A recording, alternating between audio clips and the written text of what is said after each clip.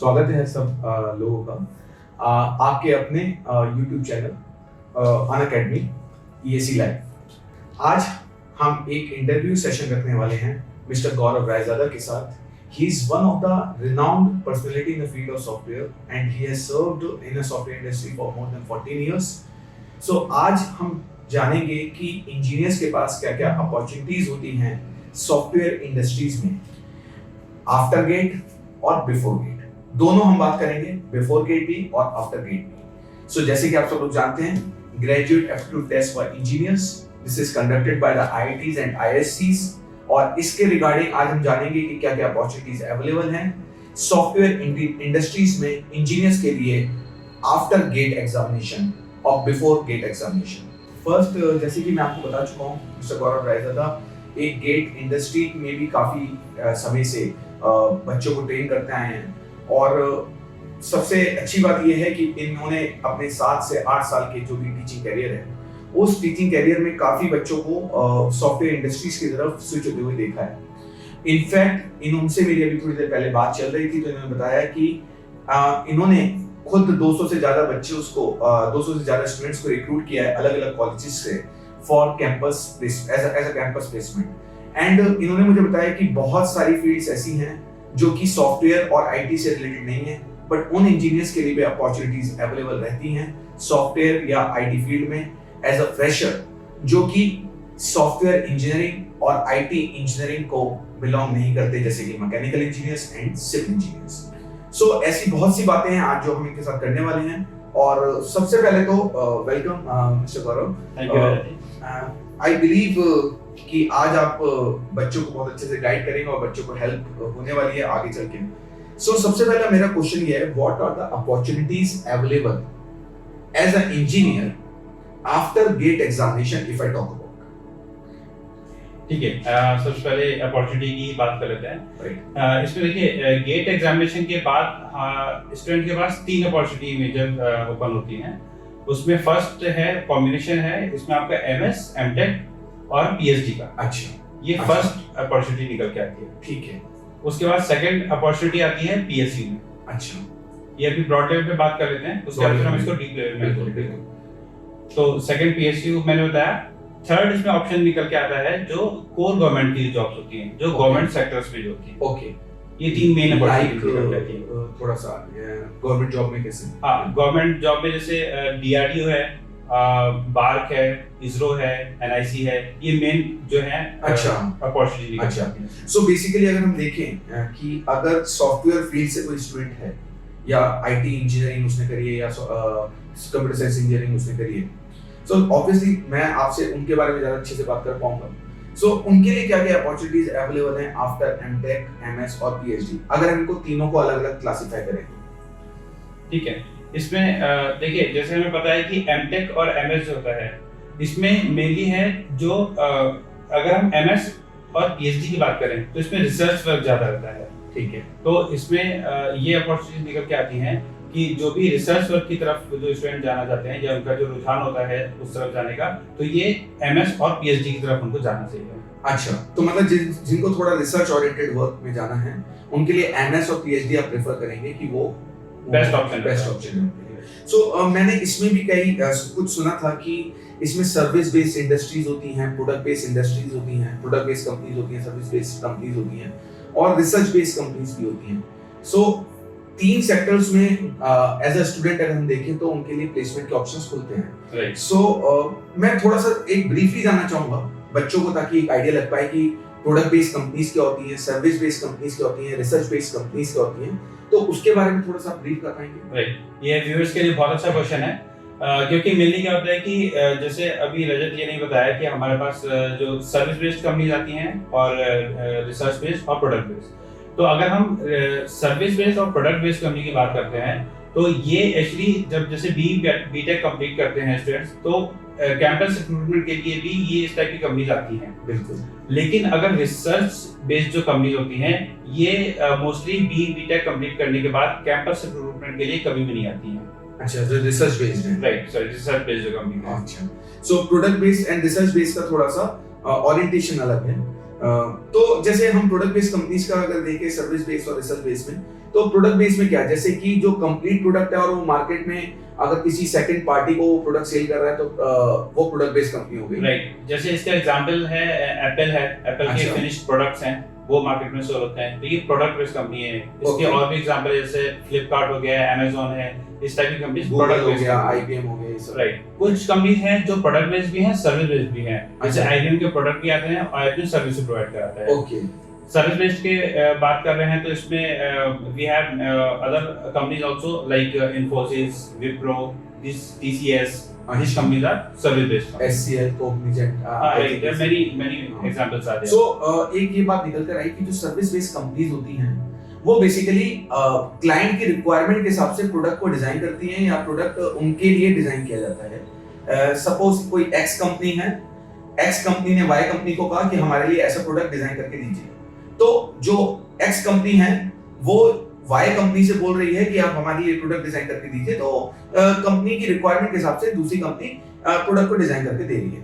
But जब हम product based companies की बात करते हैं तो कोई अगर एक कंपनी है तो वो अपना प्रोडक्ट सेल कर रही है किसी सेकंड कंपनी को और उससे उसके लिए रॉयल्टी चार्ज कर रही है या उसके बदले में उससे कुछ मनी चार्ज कर रही है। सो प्रोडक्ट बेस्ड कंपनी और सर्विस बेस्ड कंपनीज में एक मोटा मोटा डिफरेंस हम बोल सकते हैं।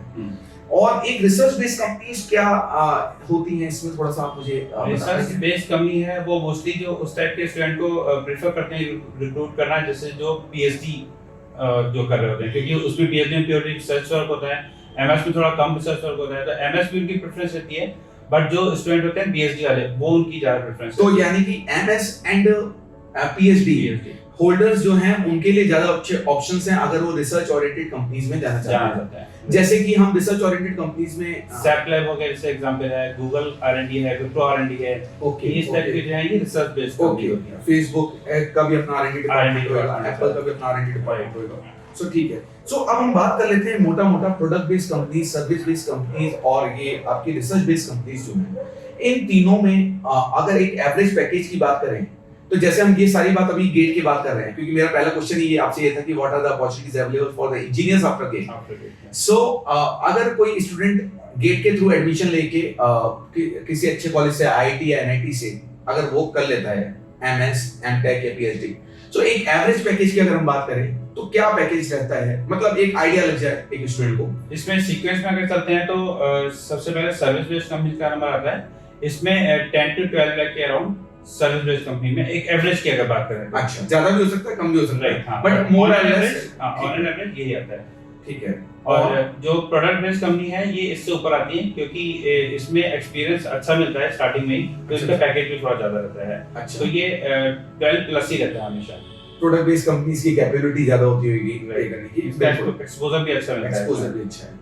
सो प्रोडक्ट बेस्ड कंपनी में मेरे को लगता है कि कंपटीशन काफी टफ भी रहता होगा कंपेयर टू सर्विस बेस्ड, क्योंकि मैंने देखा है ऐसा कि प्रोडक्ट बेस्ड कंपनीज अगर किसी कॉलेज से 10 बच्चे को इनटेक ले रही हैं तो वहीं सर्विस बेस्ड कंपनी उसी कॉलेज से हो सकता है 50 का इनटेक ले ले। एग्जैक्टली, ठीक है। सो रिसर्च बेस्ड कंपनीज का एक एवरेज पैकेज के बारे में कुछ अगर आपको आइडिया हो। ये 15 to 18 के करीब जाता है। अच्छा, ये एवरेज पैकेज है। राइट। अच्छा, मैंने भी एक लास्ट ईयर एक स्टूडेंट था, वो he was a student of mine और he was from a mechanical branch, ठीक है, okay, and although I'm from civil but he was from mechanical branch because मैं प्रोजेक्ट मैनेजमेंट पढ़ाता हूँ। सो उस स्टूडेंट का एक प्लेसमेंट हुआ था फेसबुक में, और Facebook has offered him 48 lakh rupees package as a starting package and it was a Facebook R&D job basically। एक साल हो गया उसको जॉब करते हुए। सो क्या ऐसा पॉसिबल है कि इतना हाई पैकेज भी एमएस या एमटेक के बाद या पीएचडी के बाद ऑफर कर दे? ये पॉसिबिलिटी होती है कि जैसे मैंने आपको जो पैकेज बनाया वो बताया एवरेज पैकेज है वो, बस कितना मैक्सिमम पैकेज से जा सकता है, इसमें कोई सरप्राइज आने वाली बात नहीं है, ये मिल जाता है इतना पैकेज। तो ठीक है, हम अपने दूसरे क्वेश्चन की तरफ बढ़ते हैं कि एमटेक, एमएस और पीएचडी एक ऑप्शन था, इसमें स्टूडेंट्स के पास क्या अपॉर्चुनिटीज अवेलेबल है वो आपने मुझे क्लियरली बता दिया। सेकंड मैं बढ़ता हूं, आपने जैसे कि अभी आपने थोड़ी देर पहले बताया था कि पीएचडी के बाद एमएस, एमटेक, पीएचडी के बाद एक ऑप्शन पीएचयूज का भी आता है। सो इसके बारे में थोड़ा सा क्लियर करें तो मैं बता दूं। पीएसयू देखिए, व्यूअर्स को शायद पता हो, इसमें ये गवर्नमेंट ओन कंपनीज होती हैं, इसमें 50% से अबव जो है स्टेक होता है गवर्नमेंट का। राइट। तो इसमें जो गेट का स्कोर है, अगर स्टूडेंट का 150 के अंदर अंदर अगर आ जाता है रैंक जो होती है, तो उसमें जो उसके चांसेस हैं सिलेक्शन के वो काफी बढ़ जाते हैं। ठीक है। सो इसमें क्या स्कोर रहना चाहिए, मतलब गेट स्कोर तो आपने बता दिया कि रैंक वाइज बता दिया कितना होना चाहिए। सो इसमें क्या गेट का स्कोर ही काफी है या इंटरव्यू भी? नहीं, इसमें गेट के स्कोर के साथ साथ आपका इसमें इंटरव्यू भी होता है। तो it will depend on PSUs to PSUs, क्योंकि कुछ पीएसयूज जो होते हैं वो सिर्फ इंटरव्यू कराते हैं गेट स्कोर के बाद, कुछ पीएसयूज हैं वो एक जीडी राउंड भी रखते हैं। Okay okay okay. सो मतलब एक मोटा मोटा हम कह सकते हैं या तो गेट स्कोर प्लस इंटरव्यू या फिर GATE score plus interview, GD plus interview. Okay. So इसमें जैसे कौन कौन से पीएसयूज, आप अच्छे पीएसयूज कौन कौन से बता पाएंगे कंप्यूटर साइंस? अगर हाँ सीएसआईटी की बात करेंगे तो इसमें आपका आईओसीएल है, बीपीसीएल है, राइट्स है, क्रिस है, एनटीपीसी है। ये क्रिस ये रेलवे वाला केस। ओके, जो ठीक है टिकटिंग वगैरह जो देखता है। एग्जैक्टली। तो इसको टारगेट करके व्यूअर्स को प्रिपरेशन करनी चाहिए।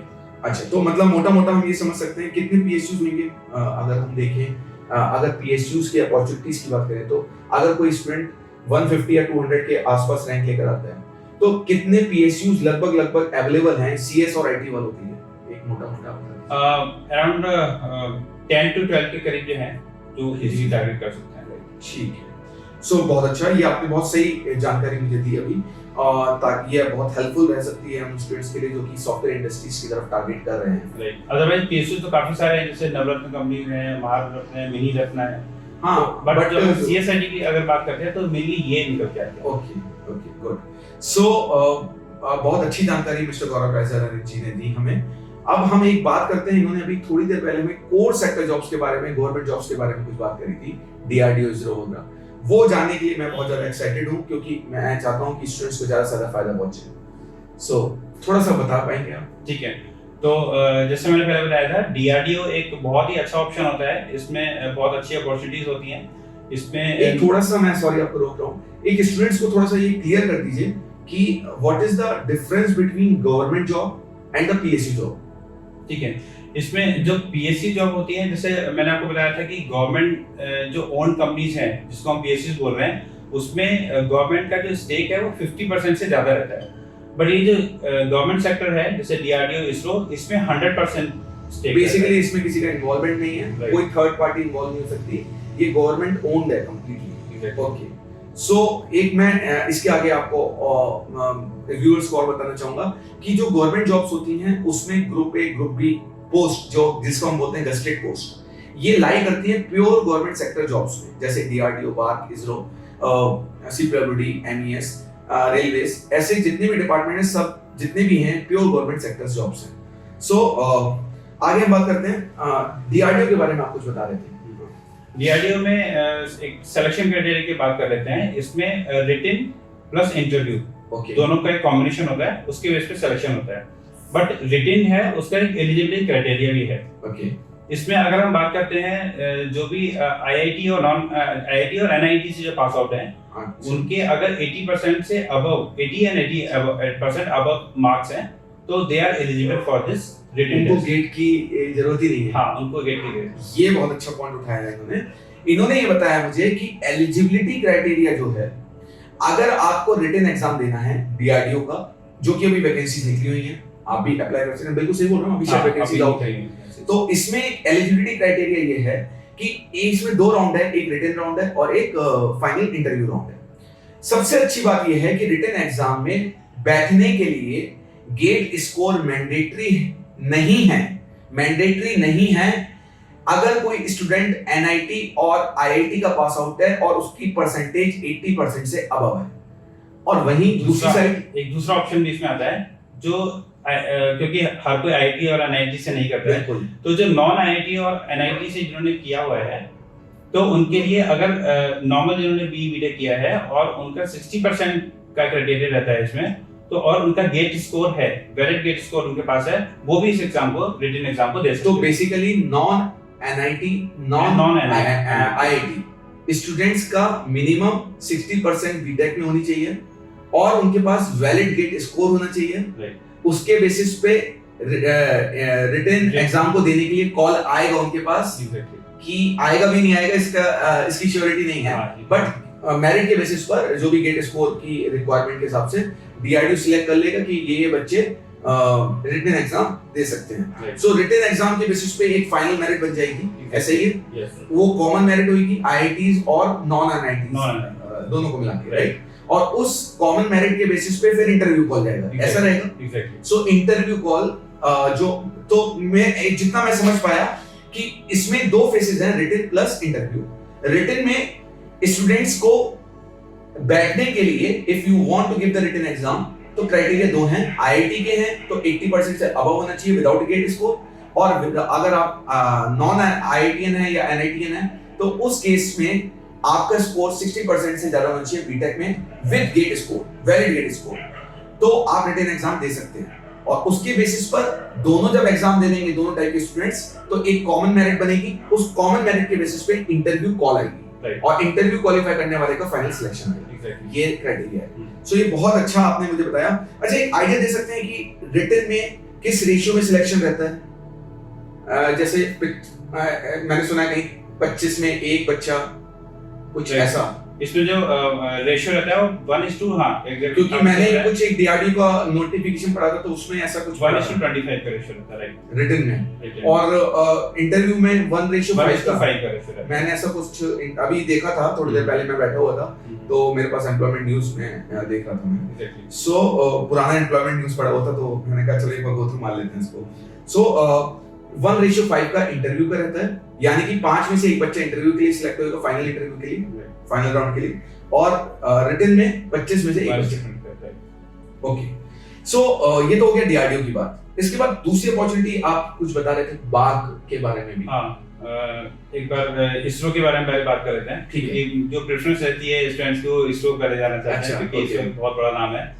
तो इसरो की अगर बात करते हैं तो इसरो में भी एक तरह से राउंड 2 ही होते हैं।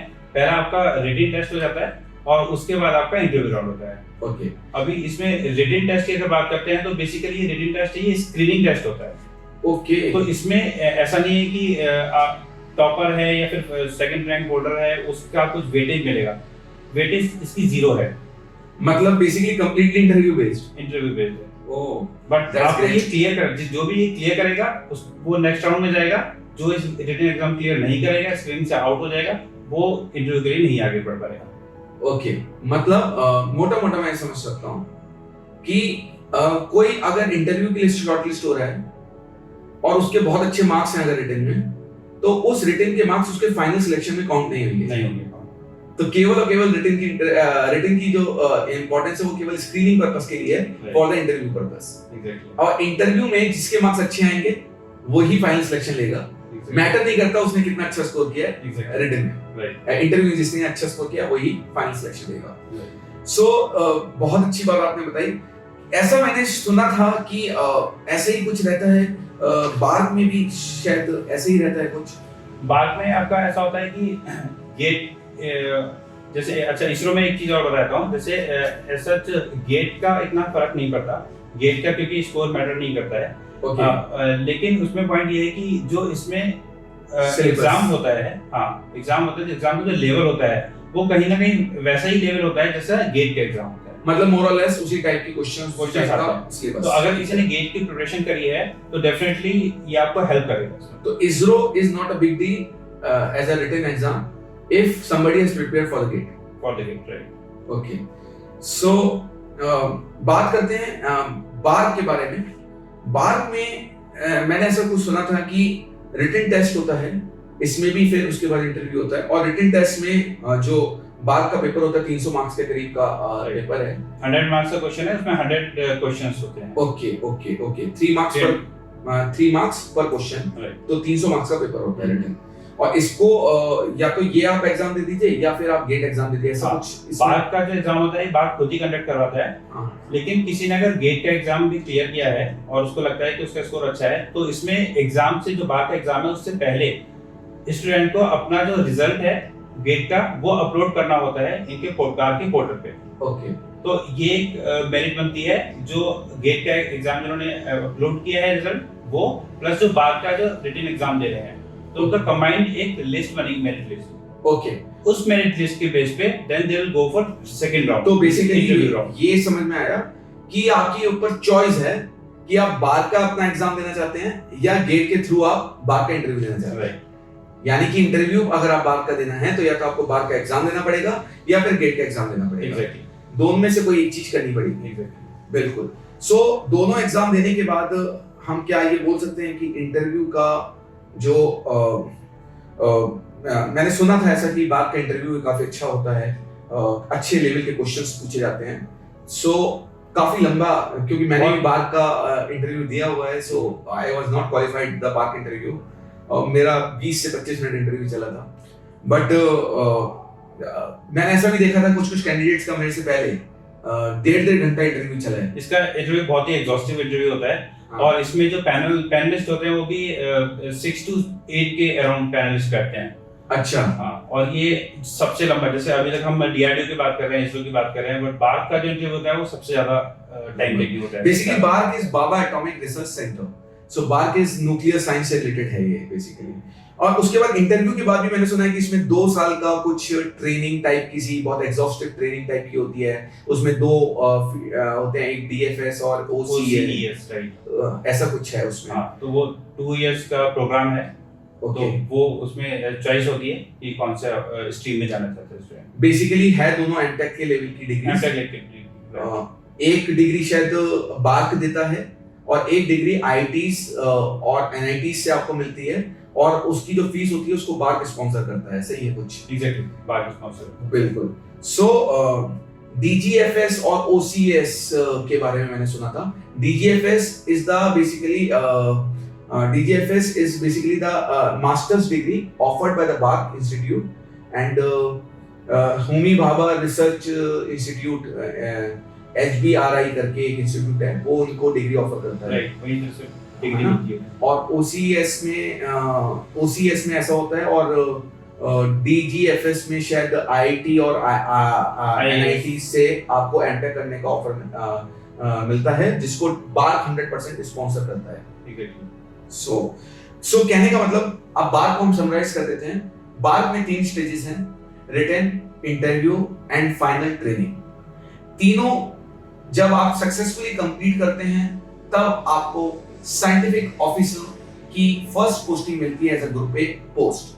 Group A officer, scientific officer, group category C में आपका सिलेक्शन होता है।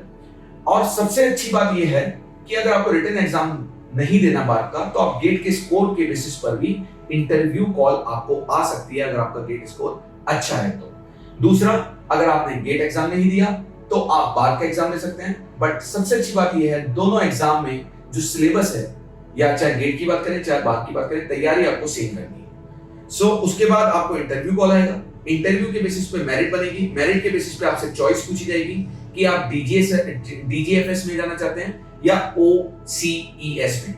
दोनों मास्टर्स डिग्री हैं, ट्रेनिंग पीरियड है, और ट्रेनिंग पीरियड में आपको मास्टर्स डिग्री मिल जाती है।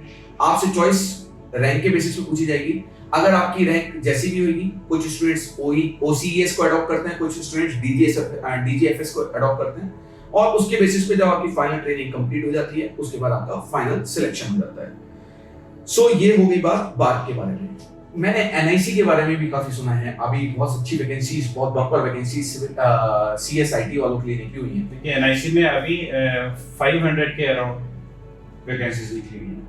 ये ज्यादा ही होगी, बल्कि मतलब ये तो आप कम बता रहे हैं, मुझे ऐसा लग रहा है, क्योंकि मैं 568 के करीब मुझे ध्यान है। हाँ, इसमें 300 प्लस एंड 200 प्लस, तो 500 प्लस वैकेंसीज। ओके, सो ये जो एग्जाम है, ये रिटन टेस्ट इसमें एनआईसी ले रहे हो या एनआईसी का एग्जाम एनआईसी खुद कंडक्ट करवाता है, और इसमें जो है ऐसा परसेंटेज का कोई क्राइटेरिया नहीं है। जैसे अभी बार कॉलेज की बात करते हैं तो कहीं पे 60% चाहिए, कहीं 65% चाहिए। इसमें सिंपल बीटेक, इसमें राइट पास आउट होना चाहिए। अच्छा, सो इसका एग्जाम जो होगा उसमें कितने क्वेश्चंस आते हैं, कैसा पेपर आता है? इसमें भी एक तरह से कह सकते हैं 2 राउंड है। फर्स्ट राउंड में आपका रिटन होता है, सेकंड राउंड में इंटरव्यू होता है।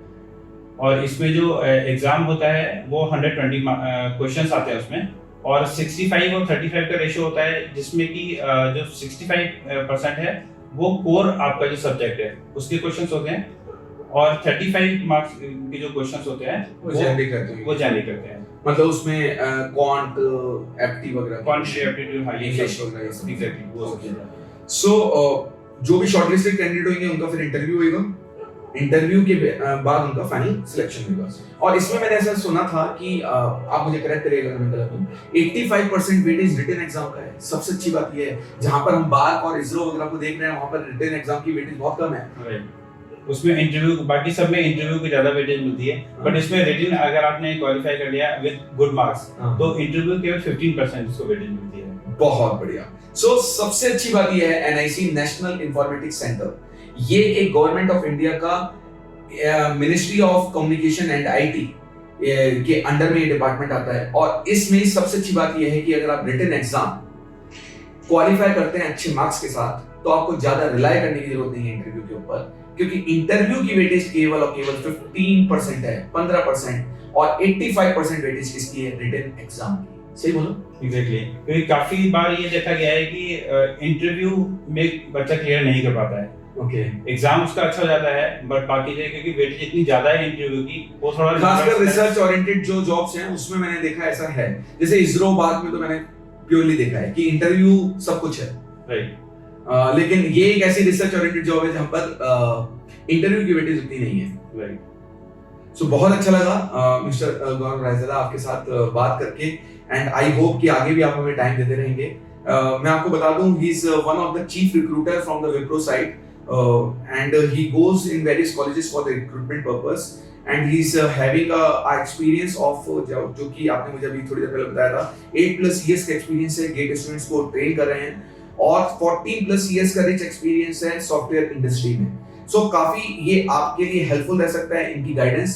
सो प्लीज मैं आपसे एक बार जैसे भी कोऑर्डिनेट कर लेंगे, एक इंटरव्यू में आपको और रखना चाहूंगा, जिसमें मैं आपसे पूछना जरूर चाहूंगा स्पेसिफिकली गवर्नमेंट जॉब के बारे में, और डिटेल में मैं आपसे बात करना चाहूंगा। डेफिनेटली, अगर हमारे व्यूअर्स को फायदा मिलता है तो definitely will do it together. Okay, thank you.